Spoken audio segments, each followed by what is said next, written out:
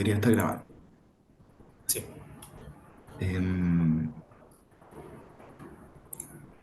ya, no habiendo preguntas, Martín, la sala es toda tuya. Tengo una pregunta. Ah, Antonia, dale. Sí, respecto a la forma del ensayo, tenía Ujú. la duda si en la instrucción 2 tienen que ser los mismos tres problemas criticados anteriormente, pero con imágenes y después analizados bajo la teoría del valor de Marx, o porque la primera dice desde una perspectiva marxista, eso debe ser como general y después en la teoría del valor. Sí, sí, es una buena pregunta. De hecho, uno podría pensar dos cosas, y son posibles. Que el punto uno y dos, en cierto sentido, están desconectados. ¿Ya? Porque, como sugirió Antonia, las tres imágenes pueden ser distintas a los tres problemas o aspectos de un problema de la ciudad moderna interpretada desde una perspectiva marxista. Ahora, aunque explícitamente la instrucción lo dice, cuando lo vincula, digamos, la instrucción del punto 2 lo vincula al punto uno. Pero eh, dando un paso atrás, la instrucción 2 y este es el ejercicio en lo que yo, eh, en el fondo, cuando yo lea y cuando leamos también como equipo, me voy a fijar particularmente que es el uso de las imágenes o dibujos o otras cosas como dato, como material de análisis. ¿Ya? Y no equivocar la noción de un objeto como si fuera una mera representación, anécdota o una ejemplificación que habla por sí misma, si ustedes quieren. ¿Ya? Ahora, para simplificarse la vida, yo diría conecten ambas cosas y pueden estructurar el ensayo donde en el fondo la introducción funcione para responder la pregunta uno en el fondo, o la instrucción uno. ¿Ya? Y pueden, de hecho, volver a eso en la conclusión. Y el punto 2 en el fondo se transforma en el desarrollo. ¿Ya? Entonces, al responder el punto uno, que es, si quieren, voy a cargar rápido el ensayo para comentarlo una vez más. Yo igual lo voy a comentar mañana, ¿ya? Pero quizás para repetir lo que voy a decir mañana ahora. ¿Ya? Y que quede claro si al menos aprovechan esta noche para meditar. ¿Dónde está? Ensayo 2. Ya. Vamos a ver si es que hace mucho tiempo que no actualizo el Zoom, entonces vamos a ver si es que me actualiza la tecnología. Compartir. ¿Dónde está acá? No sé si se ve. Sí, se ve bien, profe. Ya. Eh, Curiosamente yo no lo veo. A ver, ¿dónde está el ensayo? Acá. Ya. Entonces, la instrucción dice, la uno dice, critique tres problemas del desarrollo de la ciudad moderna desde una perspectiva marxista. Entonces, eso sí funciona bien como introducción, es porque eh, en la introducción presentan que es una perspectiva marxista. En el fondo, tenéis una introducción a la teoría social de Marx. ¿Ya? Y en esa introducción pueden eh, explicar por qué la teoría eh, nos permite criticar cosas, ¿ya? O en particular pensar problemas. Y pensar esos problemas menos en términos de una solucionática, ¿no? Quizás como lo haría un poco Durkheim, ¿no? En el sentido de que mucho de su teoría, en el fondo, se planteó como una solución a los problemas de la época. Y mucho más como una suerte de bueno, análisis o un desempaquetar un problema desde la perspectiva marxista para entender sus contradicciones, si ustedes quieren, las propias contradicciones del capital, ¿ya? Las propias tensiones del capital. Entonces, por ejemplo, en industrialización, la tensión, por un lado, tiene que ver con la herencia de la reforma, de la revolución industrial, ¿no es cierto? De las grandes reformas tecnológicas que anteceden o están en el comienzo de la modernidad y que son, en el fondo, el sustento de uno de los grandes regalos de la modernidad, que es la ciudad moderna. ¿No? Entonces, por un lado, obviamente, la industrialización nos dio calles, nos dio alcantarillado, nos dio Estado, en cierto sentido, muy potente, ¿no? Eh, en la medida que el Estado moderno también se hace cargo de cuestiones que están, ya sea en el límite entre la cultura y la naturaleza, pero también más allá, ¿no? Por ejemplo, en el año antepasado, en la pandemia, ¿no? Que es el gobierno, digamos, de los microbios y todo ese cuento. Entonces, por un lado, en el fondo nos dio técnica, nos dio tecnología, nos dio ciencia y nos dio, en el fondo, la segunda expresión, ¿no? Infraestructura urbana. ¿No?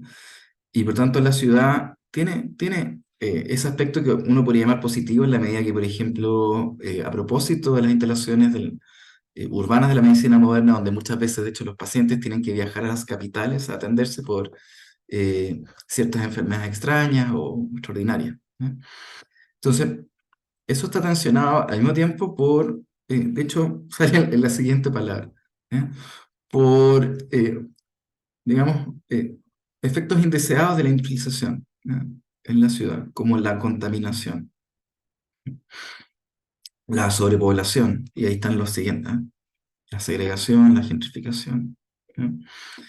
Entonces, desde una perspectiva marxista, el desarrollo de la ciudad moderna supone el crecimiento de ciertas tensiones que se pueden leer dialécticamente en el fondo. ¿No? Y por tanto, cada uno de esos elementos, seguridad pública, o sea, es obvio, en la ciudad hay más seguridad eh, con respecto a un montón de cosas. Por ejemplo, ¿se acuerdan en pandemia cuando aparecieron esas noticias de que como la gente salía menos a la calle, los animales empezaron a tomarse la ciudad de vuelta? Entonces, la ciudad ciertamente es una anillo de protección frente a amenazas un poquito a veces del pasado también. Eh, Y al mismo tiempo también la seguridad pública, eh, en su tensión, ¿no es cierto? Crea, por ejemplo, cuando está mal regulada, digamos, crea fuerza pública, policía, ¿no? Que trágicamente, digamos, atacan lo que debiesen defender. Y eso también se vio, por ejemplo, en el estallido, ¿no? ¿No? Que en nombre de la fuerza, de la seguridad pública, en el fondo, la policía transforma en una suerte como de patología autoinmune, ¿no? Entonces, ahí hay otra tensión, ¿no? ¿Qué significa seguridad? ¿Y cuáles son los límites, ¿no es cierto? Entre lo público y lo privado, por ejemplo? ¿No? ¿Seguridad para quién? ¿Y a qué costo? Y así, así. Entonces, en el fondo, el punto uno, si lo desarrollan en la introducción, y puede ser, ¿cuántas palabras son? Por ejemplo, si trabajan de a dos, creo que eran 2.500 palabras. Entonces pueden perfectamente usar 1.000 palabras para hacer una buena introducción de la perspectiva marxista y de por qué es interesante o atractiva para pensar los desarrollos, los problemas del desarrollo de la ciudad moderna. Y ahí cogen un problema, tres problemas, o si es un problema, tres aspectos de ese problema. En realidad, lo importante es que ese número tres luego les sirva para estructurar el desarrollo, ¿no? Que es donde desarrollan en el fondo la tesis inicial que plantean en la introducción. ¿Ya? Y por desarrollar significa que tienen que explicarla y justificarla. Y ahí es donde entran las imágenes. Entonces, las imágenes, la gracia, es que cuando ustedes, por ejemplo, parten una primera sección del desarrollo, lo utilicen de alguna forma como, si ustedes quieren, guía de lectura, ¿no? O estructura para esa sección.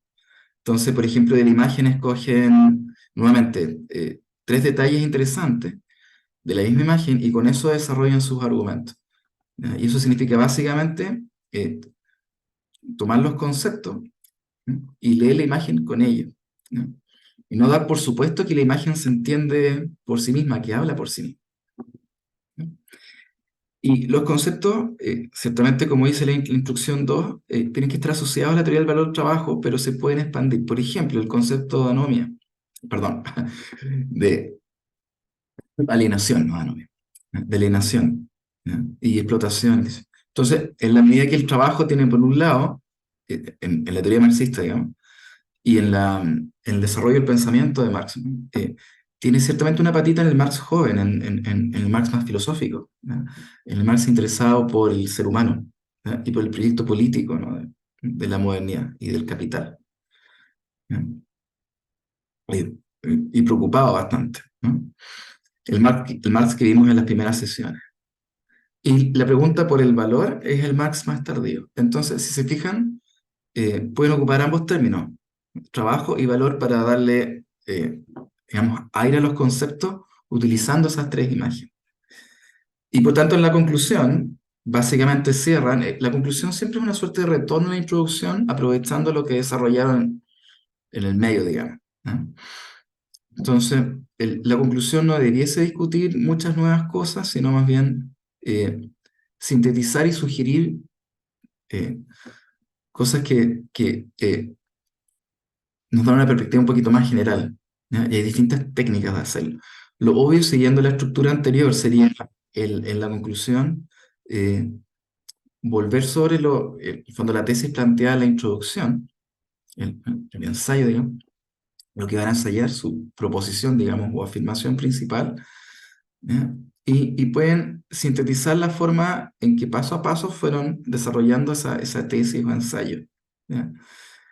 Eh, y en función de eso, por ejemplo, pueden identificar limitaciones de la perspectiva marxista, cosas que Marx no vio o no vivió, cosas que si hacen un buen ensayo comprensivo, digamos, ¿no?, de la teoría, pueden también sugerir, ¿no?, otras formas y otras formas críticas, ¿no?, de leer la ciudad, que pueden ser más o menos marxistas. Entonces, una buena conclusión también se nota porque, si lo piensan, en el fondo la introducción es la receta de cocina. En la introducción dicen lo que van a hacer paso a paso, más o menos. Lo proponen, digamos. El desarrollo hacen el pastel, si ustedes quieren. No sé, estas tres imágenes o tres problemas son como tres niveles de un pastel. Pueden ser problemas más grandes, más pequeños. Entonces, es la parte central.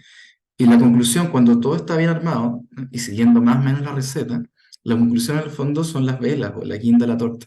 Es donde yo siempre digo, si todo el resto está bien, ustedes se puedan dar un gusto también, ¿ya? Entonces, ahí hay una como propuesta de estructura tratando de responder la pregunta de Antonia, ¿ya? Que hay cierta libertad en la manera en que ustedes pueden articularlas y responder las instrucciones del ensayo, pero atendiendo, yo diría, a ciertas cuestiones que son fundamentales. En la instrucción uno es fundamental que en la introducción o temprano en el ensayo, ustedes, como van a leer la ciudad de una perspectiva marxista, expliquen Marx, síntesis, digamos, ¿ya? Y particularmente expliquen lo que van a utilizar, ¿no? La introducción siempre supone definiciones, introducciones, presentaciones y definiciones, ¿ya? Y proposiciones o promesas, si ustedes quieren. Mientras que en la instrucción 2 lo fundamental es que ocupen las imágenes, ¿ya?, que las analicen, ¿ya? Al menos y el resto son combinaciones posibles, ¿ya?, tanto resolver la instrucción como de conectar ambas, ¿ya? Y ahí, en la medida que justifiquen una buena propuesta de ensayo, digamos, al leerlo, Nair, Martín o yo, tengamos una clara comprensión de su dominio de la teoría, ¿no? Particularmente en su capacidad de aplicación de la perspectiva marxista a la ciudad moderna, deberían estar bien. Ya, yo para variar hablando de más, son las 5:20. Martín, dale nomás, ¿te parece? Yo voy a dejar grabando, dejar de compartir, y te voy a preguntar más o menos cuánto tiempo tienes preparado para volver en ese tiempo y ahí ver y despedirnos, Eh, sí, o cerrar la grabación. no hice el ejercicio de ver cuánto tiempo estoy demorando, pero yo creo que 30 minutos Ya, aproximadamente. 30, ya. La vuelvo como 10 para las 6, una cosa así, tipo 6. Nada, si te mueras un poquito más, Le quédense envío un todas y todos mensaje. tranquilos, claro, que queda grabado, más encima es en línea, porque quizás a esta altura estamos todos un poquito ya con ganas que cerrar el semestre. Queda poquito, ánimo, ánimo. Ya, nos vemos más ratito. No, profe.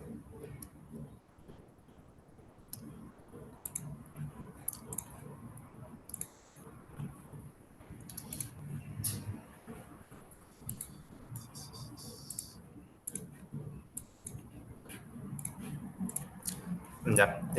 Hola a todos, soy Martín Falconi, ayudante de este ramo. Me presenté creo que al inicio del semestre, después yo he podido ir a muy poquitas clases, así que ahí estamos. El objetivo de esta sesión es explicar un poco sobre la teoría de valor del trabajo de Marx para su segundo ensayo. Eh, Hay muchas cosas introductorias que hay que decir con respecto a la obra de Marx. Y es que Marx es filósofo y atiende su filosofía, como lo hacen precisamente los filósofos, con mucha rigurosidad y con una rigurosidad científica que no es común en la literatura, incluso tanto en los filósofos como en otras ciencias sociales, puede ser. Nosotros como antropólogos, en su mayoría, tenemos muchas limitaciones para comprender situaciones o dilemas filosóficos, ya que nuestras baterías conceptuales, nuestro análisis empírico son muy diferentes. Los objetos de estudio son muy diferentes. Así que no esperamos que expliquen el libro del Capital por completo. Incluso si bien es el primer capítulo del primer tomo del Capital, no seremos tan rigurosos porque incluso se escapamos, al menos hablo de mi parte, se nos escapa un poco de las manos esta comprensión. Marx se le dedicó aproximadamente 20-25 años a la construcción de los primeros dos compilados del Capital y la tercera y cuarta fue más bien ahora una revisión de su mejor amigo Engels. Entonces, como estudiantes de pregrado, humildemente vamos a estudiar superficialmente lo que es la teoría del valor de trabajo de Marx, pero de una manera suficiente para que sea algo crítico. Obviamente, conocimiento personal, colectivo es muy importante. Eh, por ahí las lecturas de Durkheim pueden ser un poco aburridas, bastante fome, como que ya está todo un poco resuelto. La novedad no es mucha, es mucha causa-efecto, demasiada ciencia. Acá todo se va diluyendo un poquito cada vez, pero termina siendo sumamente útil. Quiero que me confirmen si están viendo la presentación ahora.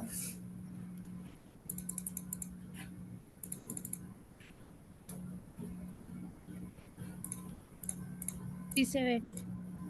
Sí, ya, gracias. Bueno, ¿con qué empieza el libro del Capital? Con el capítulo 1, que es el capítulo de la mercancía. La primera pregunta que nos tenemos que hacer y que la responde Marx al principio del capítulo es ¿por qué escoger la mercancía y por qué no escoger otro elemento, otro proceso de los tantos que existen en el universo del sistema capitalista? Y es básicamente que ahora yo desconozco en qué situación, en qué contexto están, pero probablemente estén rodeados de mercancía, de computadores, mouse, cargadores, baterías de litio, pizarras, libros, mesas, sillas, etcétera. Y la riqueza del sistema capitalista, como se nos muestra, está concebida en una unidad mínima. Esa unidad mínima es la mercancía. Así como los biólogos pueden entender como un ser vivo, su composición más básica puede ser la célula, y los físicos lo entienden como el átomo. Para el capital va a ser la mercancía, esta unidad inmediata, sensible que se nos arroja, que nos transgrede en nuestra cotidianidad. Toda mercancía se nos arroja a nosotros y nosotros la recibimos. Y la mercancía tiene bastantes características. Una de sus características es la inmediatez sensible, es decir, que se nos presenta de una forma, de una materialidad objetiva para nosotros. Es un objeto exterior. La mercancía acá, esto es muy importante que lo tengan en cuenta, siempre es sociable. La mercancía no existe en un sistema personal, individual. Siempre está puesto en cadenas, en relaciones sociales. Eso tienen que tenerlo presente para todo lo que queda de la lectura del primer capítulo, incluso a los que se animen para los siguientes capítulos. Y la característica más importante, la cualidad más importante de la mercancía es su doble naturaleza. Su doble naturaleza hace referencia a, primero, su valor de uso. Yo voy a enviar por ese caso después esta pequeña presentación. El valor de uso es la primera forma de naturaleza que toma y adquiere la mercancía. Está el valor de uso y el valor de cambio. El valor de uso va a hacer referencia solamente a las cualidades sensibles del objeto, es decir, a la forma que éste tiene, a la materialidad, al cuerpo físico. Otra característica del valor de uso es que satisface necesidades. esta satisfacción de necesidades también están condicionadas por los efectos históricos para los cuales nos estamos preguntando qué es esta mercancía. Es decir, el valor de uso está condicionado por dos cosas: las cualidades sensibles, el cuerpo físico de la mercancía, y segundo, está condicionado por el valor de uso histórico que le está dando a esa sociedad. Es decir, hoy en día las computadoras tienen su valor de uso precisamente porque necesitamos las computadoras hoy en día, así como hace 2000 años no era posible una necesidad de computadoras. Ese es el primer valor de uso que hay que tener en cuenta, que corresponde a la primera naturaleza de la mercancía. Acá tenemos un ejemplo de lo que me refería antiguamente, de que cómo yo puedo distinguir el valor de uso, esta forma material de las cosas, es por ejemplo con el litio. El litio fue descubierto en 1817, hace ya más de 200 años, pero hace 200 años el litio no tenía ninguna función, ningún valor de uso en esa sociedad. No se le podía dar un valor de uso en particular. Y como dije anteriormente, la mercancía está condicionada por sus cualidades sensibles, es decir, por sus propiedades físicas. Las propiedades físicas del litio son que es un metal alcalino, ligero, reacciona rápidamente con el oxígeno y el agua, y que es un gran almacenador de energía. Entonces, hay que preguntarnos cuáles son las cualidades sensibles de la mercancía que estamos estudiando, por ejemplo, y cuáles son las necesidades de la sociedad para con esas cualidades sensibles y, por lo tanto, la mercancía. Recién en 1990 se adquiere ya, la sociedad le da un valor de uso a esta mercancía en particular, el litio. Entonces recordemos, el valor de uso hace referencia a las cualidades físicas, a las cualidades sensibles de un objeto. Y segundo, al hecho histórico en donde se están dando el valor de uso al mismo. Está condicionado por esas dos cosas. Por eso tiene un carácter cualitativo. La segunda naturaleza de las mercancías corresponde al valor de cambio. A partir del valor de cambio ya las cosas se ponen un poco más difíciles, medias difusas, pero en síntesis, pues hacia la izquierda las cuatro características que al menos yo puedo visualizar y siempre se ve en la teoría marxista respecto a lo que es el valor de cambio. Dejando la obviedad de que tiene esta capacidad para ser intercambiado, lo importante es que establece una relación cuantitativa entre valores de uso. ¿Qué quiere decir esto? Los valores de uso son relaciones fundamentalmente cualitativas. Entonces, ¿cómo establecemos una relación cuantitativa entre valores de uso que hacen función a las cosas de las cualidades, de las características, de los adjetivos de las cosas? Esta relación cuantitativa se da al decir, por ejemplo, de que una tele puede equivaler, no sé, a 2 vacas. ¿Cómo yo puedo hacer esta relación? Es que yo estoy diciendo que un televisor es igual a 2 vacas. Existe una relación cuantitativa, una relación de igualdad. Una relación de igualdad, al menos a priori, escuchándola. Porque nosotros sabemos que entre un televisor y 2 vacas, sus materialidades, sus cuerpos físicos, sus cualidades sensibles son muy diferentes. Entonces, ¿cómo establece una relación cuantitativa entre dos cosas cualitativamente diferentes? Eso lo veremos en unos minutos más. Pero la tercera característica que podemos ver en el valor de cambio es que se expresa siempre en y por mercancías. Es decir, cualquier mercancía que tenemos, que pueden estar viendo en su habitación, en la biblioteca, en el espacio donde estén, se va a cuantificar, se va a expresar en medio de otras mercancías. Es importante que en estos primeros análisis que uno está haciendo del capital, del mercancía, no pensar inmediatamente en el dinero, ya que el dinero opaca todo un poco este análisis, y por eso Marx hace un pensamiento inductivo con todas estas cosas, aparte de lo más básico, que viene siendo la mercancía. Acá Marx aún no va a hablar ni de capital, ni del sistema capitalista. Acá Marx está explicando lo más básico de lo más básico.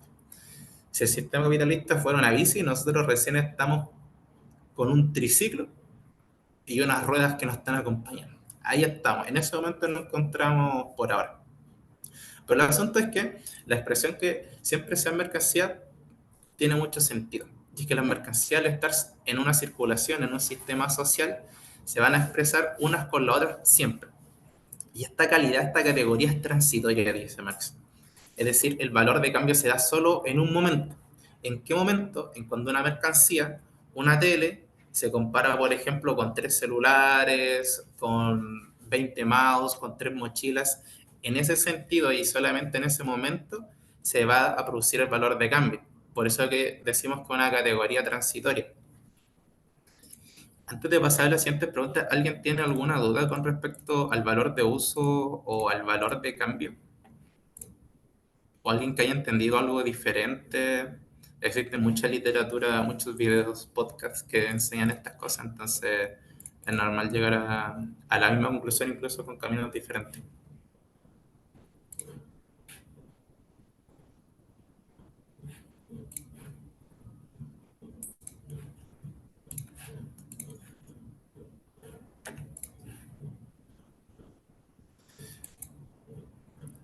Sí, una es cualitativa y otra es cuantitativa. Pero no es que sean puramente cualitativas o puramente cuantitativas, sino que se nos expresan a nosotros, personas humanas, como relaciones cualitativas y relaciones cuantitativas. Retrayendo un poco esto, ¿qué es lo cualitativo del valor de uso? Es que no estamos hablando de sus propiedades físicas, de cómo se ve, de cuáles son sus formas. Y cuantitativa, en el valor de cambio, hace referencia en cómo una mercancía, por ejemplo, una botella de agua, se hace equivalente a este celular. Este celular, socialmente nosotros entendemos que puede valer 100 veces esta botella de agua. Pero para que yo pueda decir que esto valga 100 veces con esto, tiene que haber un algo, un algo abstracto, digamos, que permite un principio de igualdad, de hacerlos conmensurables. Pero eso lo vamos a ver un poco después. Pero sí, uno es cualitativo y otro es cuantitativo. Entonces, yo puse acá dos preguntas un poco para seguir con el análisis que hace Marx. La primera es, ¿qué sucede cuando a las mercancías se les abstrae de toda cualidad sensible? Acá ya empieza el enredo, acá empiezan como todas las complicaciones como ya con respecto a este primer capítulo, y es que Marx, para seguir con este análisis de los modos económicos de muchas sociedades durante 2000, 3000 años, al menos que fue lo que estudió Marx, Marx llega a esta pregunta. Repito, Marx se demoró al menos 5 años en hacer estas preguntas, estos temas que son bastante difíciles, al menos como de conocer y sobre todo sostener. Pero volviendo a la pregunta, ¿qué sucede cuando la mercancía se las trae de toda cualidad sensible? Es decir, cuando yo a esta botella de agua, yo le quito todas sus cualidades sensibles, todas sus características físicas, lo despojo de lo que es prácticamente su cuerpo físico, es decir, que es de plástico, que es transparente, que tiene una tapa, que es de un corpóreo, ¿qué queda como resultado? Pues no queda nada, materialmente hablando, sino que lo que queda puede ser una idea, algo abstracto, algo que no tiene forma, algo carente de forma. Y Marx, ¿por qué se pregunta esto? Es que para nosotros poner una situación de igualdad entre dos mercancías, necesitamos que tengan algo en común. Y ese algo en común no lo tenemos en su materialidad, en sus proporciones físicas, en sus formas físicas. Entonces, la segunda pregunta, ¿qué sucede cuando se le despoja al trabajo su singularidad de trabajo? ¿A qué me refiero con esto? Es que un herrero trabaja en base al metal y lo transforma. Por otra parte puede estar un carpintero que trabaja en base a la madera, la moldea y hace una silla. Ambos están trabajando con diferentes materias, pero si yo pongo que la pala que hizo el herrero y pongo esta silla y establezco un principio de igualdad, tiene que haber algo igual entre ellos. Entonces, Marx dice que nosotros para saber qué existe detrás de este principio de igualdad, para nosotros permutar todas las mercancías, es que necesitamos despojar no solo del cuerpo físico, de la materialidad, de su valor de uso de las mercancías, sino que la singularidad de su trabajo.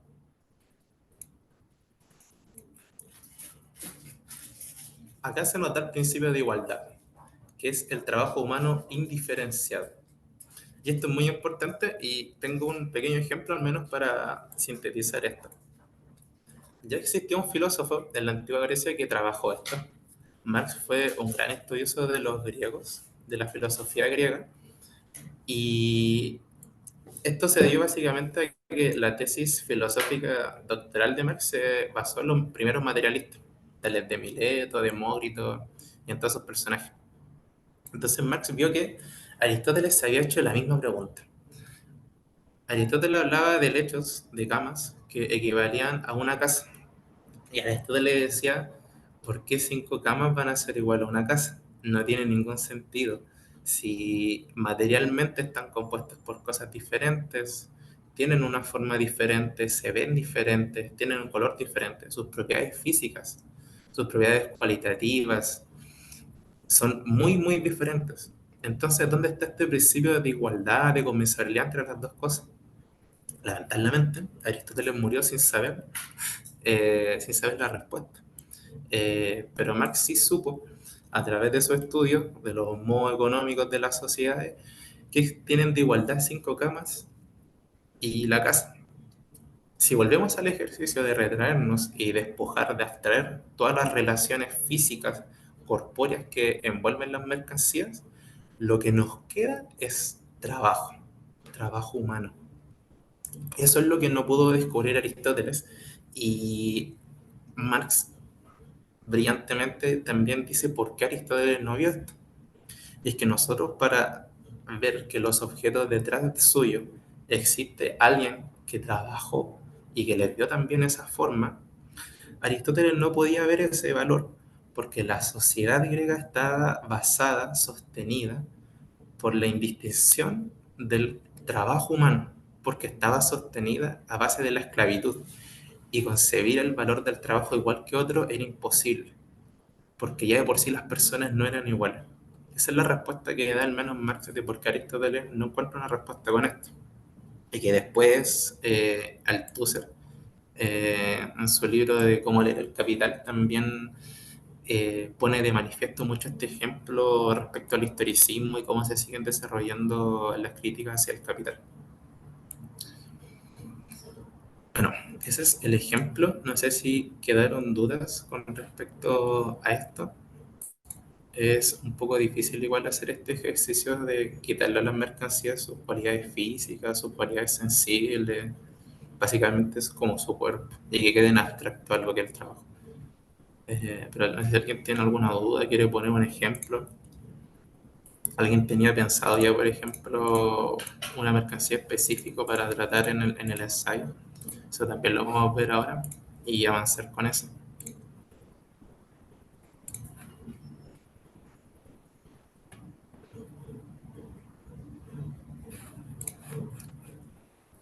No, bueno.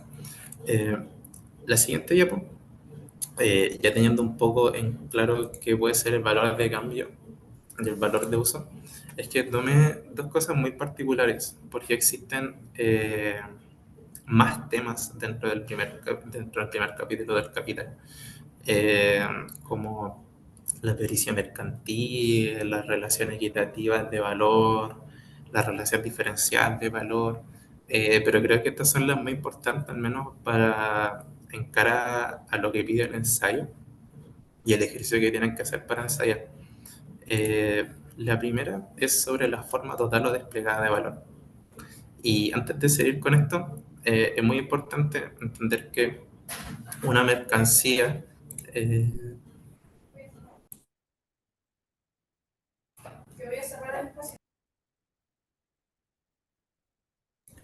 disculpen, tuve un problema que le de contestar. Pero volviendo un poco a esto, a la forma total o desplegada de valor, para llegar a esta instancia debemos conocer otras formas de valor. Como dije antes, eh, la mercancía, es decir, la botella y el celular. Tenemos dos mercancías que son diferentes en sus proporciones físicas, sus relaciones físicas. Oh, sé que tengo un pequeño problema. Me están echando de la sala. Estoy donde estoy realizando ahora la reunión de Zoom. Estoy acá en la universidad y no sé por qué si tenía la sala abierta hasta las 6:45. Voy a necesitar unos minutos para reubicarme y seguir con la llantía. Así que voy a dejar pausado un poco esto y me vuelvo a incorporar dentro de lo más breve posible. Lo siento.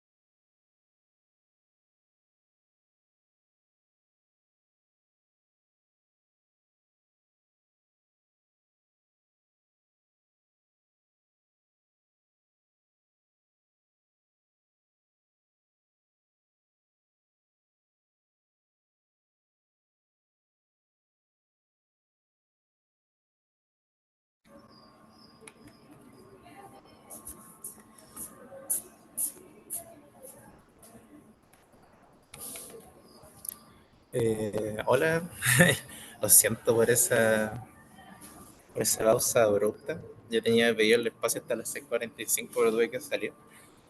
Así que eso, lo lamento, pero se me escapó un poco de mis manos. Ya, entonces nos habíamos quedado en las formas de valores que existen. Eh, Valor ya entendido como esta entidad abstracta que corresponde al trabajo humano y que Volviendo al ejercicio, si tenemos una botella y queremos expresarlo en cantidades de celulares, es decir, expresar una mercancía en función de otra mercancía, no solo no tenemos que tomar en cuenta sus cualidades materiales, sino que también no tenemos que tomar en cuenta el trabajo cualitativo hecho para darle esa forma a la mercancía. Y esto por eso da el ejemplo del herrero y el carpintero, que ambos trabajan y producen dos cosas completamente diferentes. Pero si nosotros traemos estas cosas físicas, nos queda el valor de trabajo.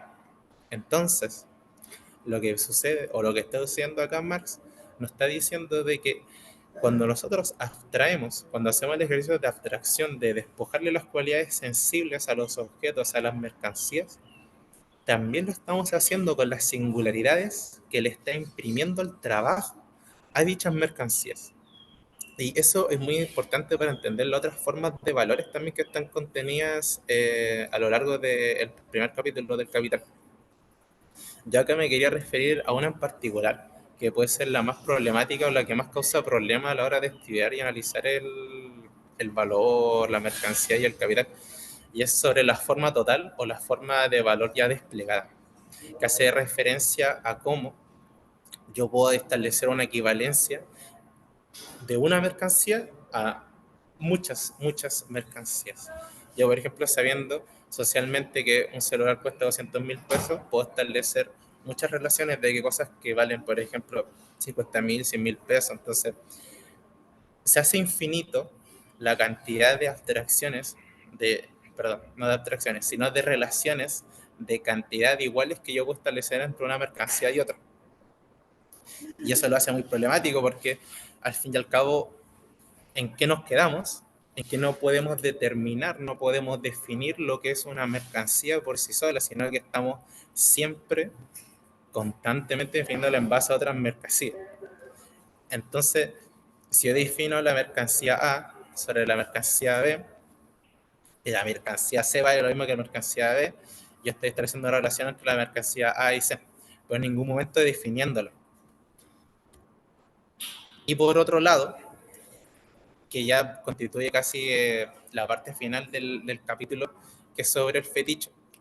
Y el fetiche tiene que ver en que hoy en día, en esta inmersión que tenemos de mercancía, que nos trae en lo cotidiano, que lo usamos para todo, eh, nosotros no estamos viendo las relaciones entre personas. Es decir, normalmente yo cuando voy a ir a comprar pan, yo doy los 1.700 pesos que cuesta el kilo de pan y compro el pan, y estoy obviando por completo todas las relaciones sociales que existen detrás. Es decir, no pensé ni en la cosecha de trigo, ni en los medios de producción para procesar ese trigo, ni en las personas que transportaron el pan, que transportaron la harina, la levadura, la sal, todas esas cosas yo las suspendo en mi análisis.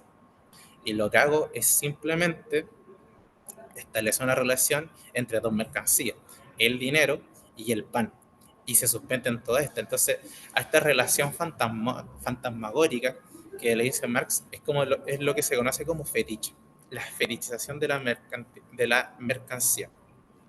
Se suspende las relaciones sociales y solamente parece que las relaciones están mediadas a través de las mercancías, es decir, está mediada a través de las materialidades. Y bueno, que para eso puede ser muy complicado en el análisis del sistema capitalista, pero es lo que sucede.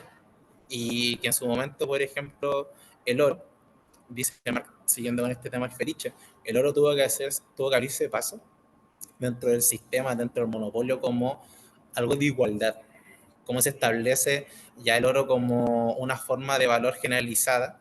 Eso ya es un proceso histórico muy específico y aparte que Marx no lo explica, pero que se entiende muy bien. Y que hoy en día lo que opera es básicamente las divisas de dinero. Ya no funcionamos en base de truck intentando calcular cuáles son los distintos valores de uso, los valores de cambio, sino que todo eso ya está suprimido. Y en un sentido, por ejemplo, antropológico, acá se hace una arqueología del valor, o sea, es una arqueología de la mercancía. Es el trabajo que está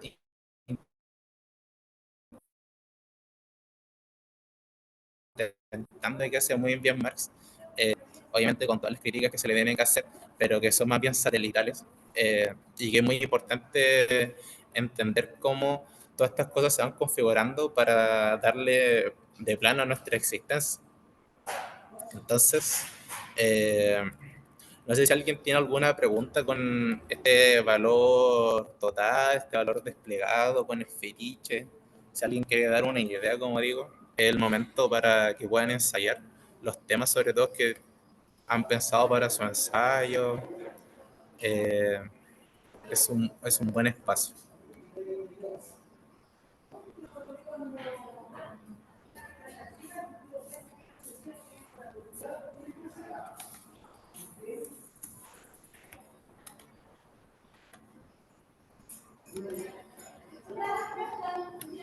Bueno, siguiendo entonces con este tema, eh, como dije al principio, existen muchos más términos, conceptos y experiencias que están dados en el primer capítulo del Capital.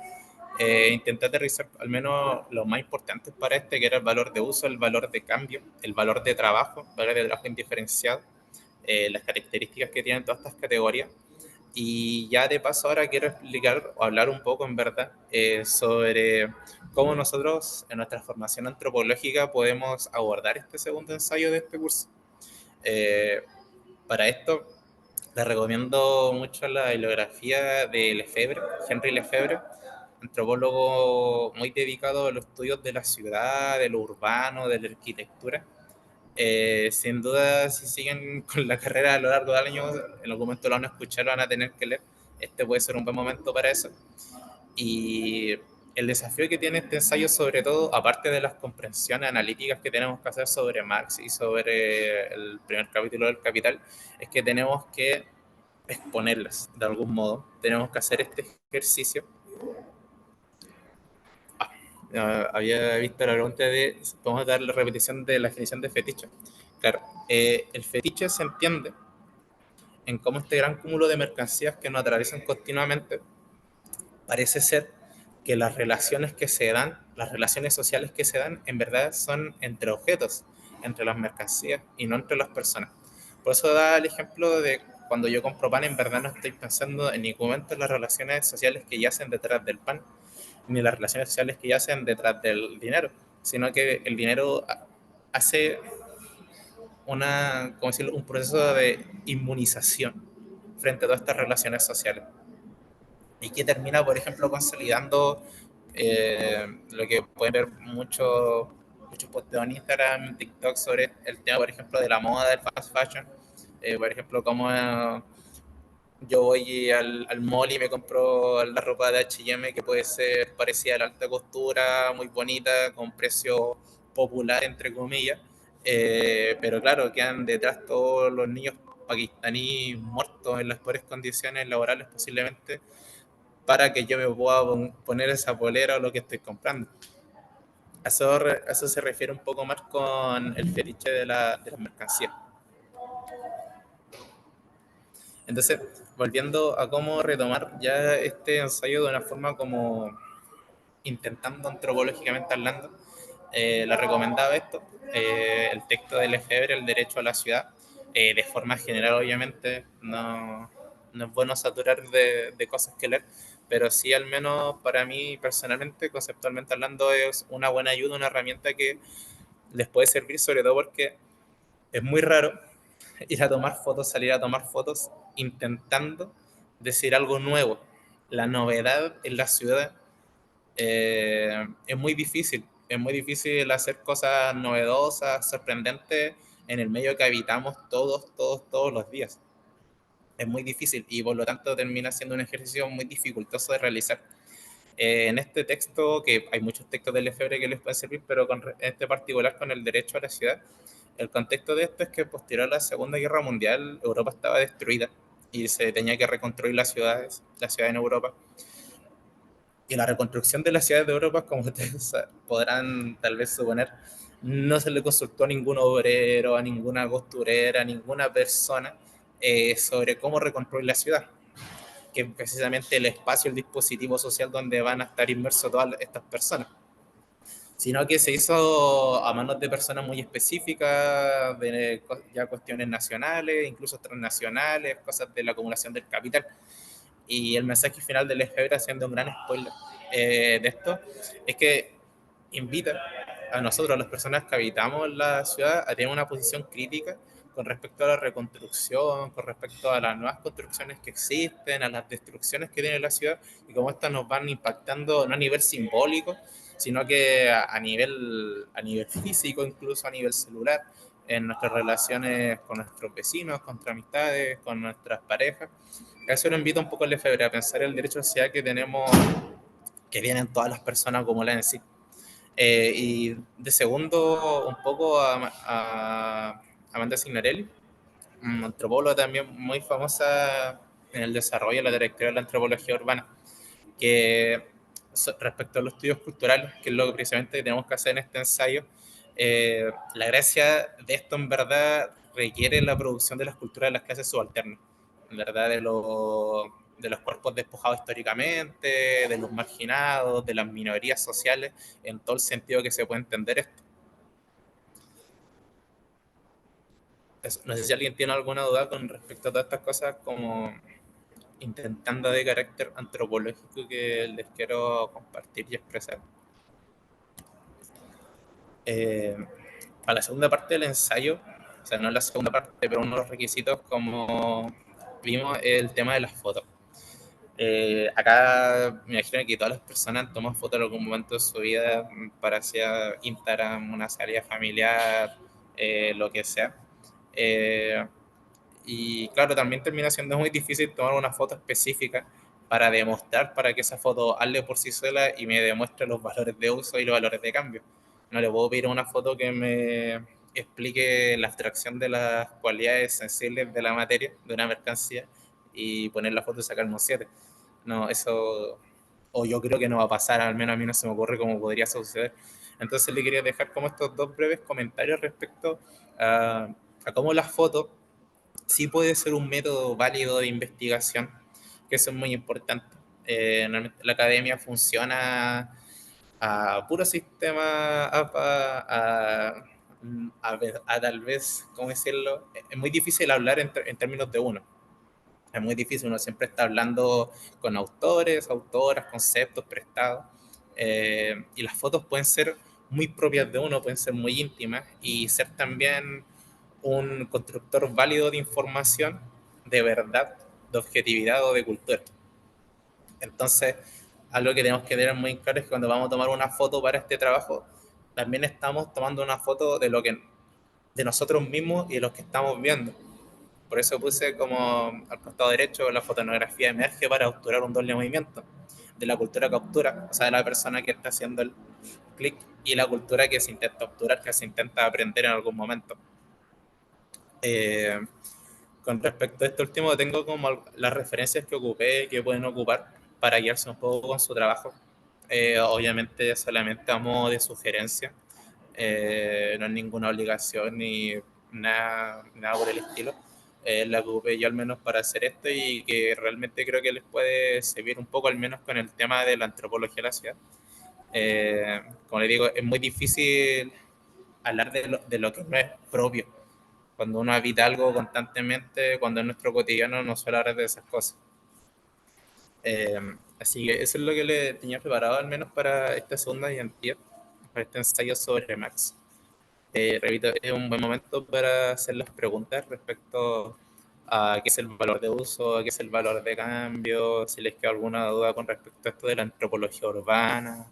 Si alguien quiere, no sé, más bibliografía, me puede leer ya como por interno y conversar sobre todo cuáles son sus inquietudes, cuáles son sus intereses.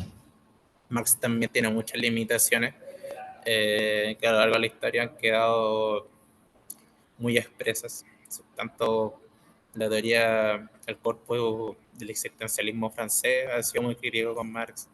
Las nuevas posturas modernas feministas también se han hecho muy cargo de lo que no hizo Marx, sobre todo de lo que obvio, de lo que suspendió. Eso también, si quieren, lo podemos comentar, podemos hablar de eso. Si quieren saber más sobre eso, igual tengo bibliografía respecto a esas cosas. Pero en síntesis, eso es lo que les quería mostrar en esta segunda ayudantía. Espero un poco por si alguien tiene alguna duda, la quiere escribir.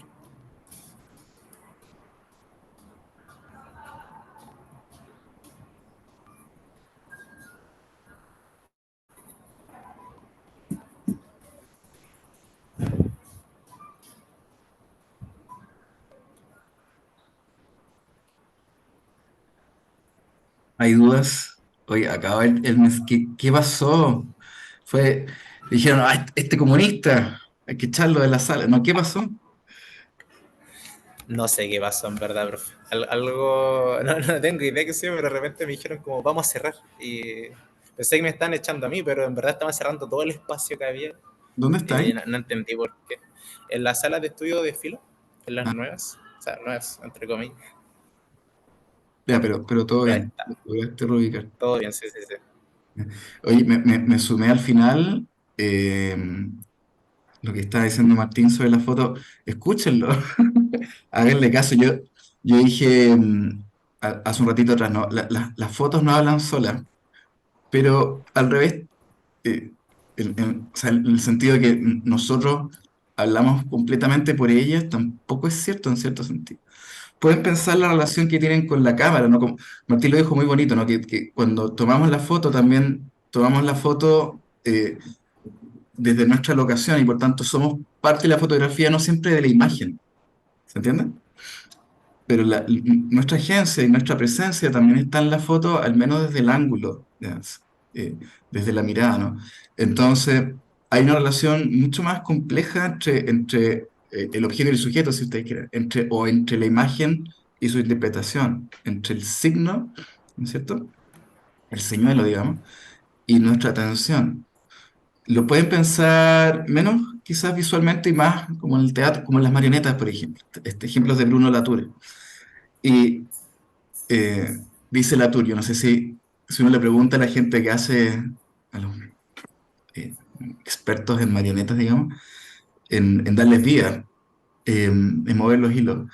Si uno les hace la pregunta, si le responden así, pero Latour decía que el hilo, en el fondo, tiene un doble efecto, ¿no? Es una calle de doble vía. Entonces, es tan cierto que la persona, digamos, mueve la marioneta, como decir que la marioneta mueve a la persona, ¿no? Y que el objeto nos hace hacer cosas de vuelta. ¿No? Es tan cierto en el caso de la foto que lo que vemos, digamos, nos hace algo, como aquello que nosotros cuando sacamos la foto le hacemos a lo que vemos, digamos, ¿no? Y por tanto la imagen es una apariencia o un efecto de una relación que se produce en la relación con la. Y dicho de otra forma, es un hecho de facto, ¿no? La producción o de un dibujo o qué sé yo. Y por tanto la imagen, y ese es el ejercicio sobre todo para la instrucción 2, tienen que ser tratadas con la misma legitimidad que tratamos los números, ¿no? O el archivo histórico. eh, y por tanto cuando hacen antropología urbana, uno dice lo mismo, ¿no? En el fondo, es tanto lo que la ciudad nos hace a nosotros como lo que la ciudad, no solamente nosotros estamos en la ciudad, sino la ciudad está en nosotros y nos hace algo. Pregunte, yo soy asmático, así. Sé bastante bien cuando la ciudad, en ejemplo, en su pic de contaminación, me hace algo de vuelta. Y en el caso de la sociología, la ciudad nos hace pensar. Y de vuelta al pensar la ciudad, nosotros también podemos eh, verla de otra forma o vivirla de otra forma. Y en este caso, aprenderla de otra forma. Eso. Así que yo llegué al final nomás, pero súper, súper al hueso. Yo creo que mañana lo voy a decir, lo voy a repetir con Martín. La importancia de que revisen a Henry Lefebvre, no sé cómo se llama, Lefebvre. Sí, de Lefebvre. Aparte, es muy, muy interesante, muy, muy bonito también. Eso. No sé si en el chat había unas preguntas, preguntaban por la definición de fetiche, eso. Le había dado en todo caso, respondí las preguntas, las dos preguntas que hicieron en el Sí. chat. Sí, en antropología uno podría decir, dime cuál es tu fetiche y yo te digo quién eres, ¿no? Hay una experticia en antropología, ¿no? De eso, en aprender a leer fetiches. Sí, es un gran objeto. El profe Menar lo trabaja harto. el tema del patrimonio, del museo, del cachureo, se entrecruzan de Menard. gran manera. Yo no sé si en clase ya he comentado mis aventuras con Menard ahí celebrando sus cumpleaños y funerales y cosas así.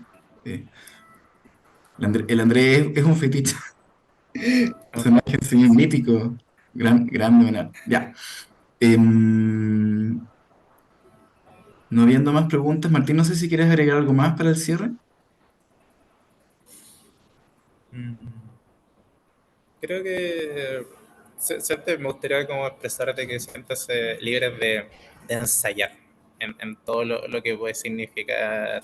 A veces el ensayo se agota inmediatamente cuando uno lo empieza de una forma de estructura gramatical, semiótica, pero acá implementando la idea de Max y implementando sobre todo las fotos como un método de investigación válido, legítimo y que lo queremos, sobre todo, creo que es una muy buena instancia para realmente ensayar sus ideas, sus sentimientos, las cosas que piensan, que detestan. Creo que es un buen espacio y ocúpenlo con sabiduría, que en la academia acá no suelen haber tantos de estos espacios, no son continuos. Mm, sí. Eso. Sí, yo no sé si es que tienen, en antropología urbana tienen, ¿no es cierto? Al menos quizás como electivo Sí, más o algo así, de especialización o algo así. tenemos Sería, antropología urbana. ¿qué les hace urbana? ¿Cómo, profe? ¿Qué profe hace urbana? Ah, Claudio Cerda. Ah, ya, perfecto. Ya, pues, entonces también se puede pensar así, ¿no? Que este es un ejercicio que más adelante se lo van a encontrar, digamos, bueno, con otro nivel de complejidad y en su área de especialización, digamos, la especialidad específica, ¿no? De antropología urbana. Y aquí simplemente estamos ocupando la ciudad moderna como un locus, ¿no? Un lugar de aplicación de la teoría marxista, ¿no? Pero la ciudad puede ser pensada de mil formas, digamos, ¿no? Y esta es solo una de ellas. Ya, ya, nos vemos mañana. eh, y con Martín nos veremos más adelante ahí para revisar sus fantásticos ensayos. Eso. Quizás, Voy quizás, mañana también en todo clase. quizás yo cuando me toque revisarlos voy a hacerlo fuera de casa, voy a hacerlo en la ciudad. Por ahí dando vueltas. Ya, gracias a todas y todos por venir. Gracias, Martín. ¿Ya? Y esto lo voy a ahora, espero, ¿no? Al apagar el cuento, que se cierre, digamos, cierre la grabación y la voy a subir y le voy a dejar el vínculo para que lo pueda compartir con sus compañeros y compañeras. Eso. Yo subo el Canva en la noche, que ahora tengo que ir al estadio y voy partiendo, corriendo para allá. Así que me ¿Qué pasa? despido también de todo eso. La U con el Colo femenino, la semifinal de la Copa, así que ¿En qué voy allá. estadio? Santa Laura. Oh, mira, ahí hay un trocito de ciudad, ¿verdad? Sí, Esa ahí en Gran Estación. Algo de etnografía también va a salir. fui al deporte urbano, ya, chiquillo. Ahora sí. Gracias. Gracias, Chao chao, a chao. todos. Chao.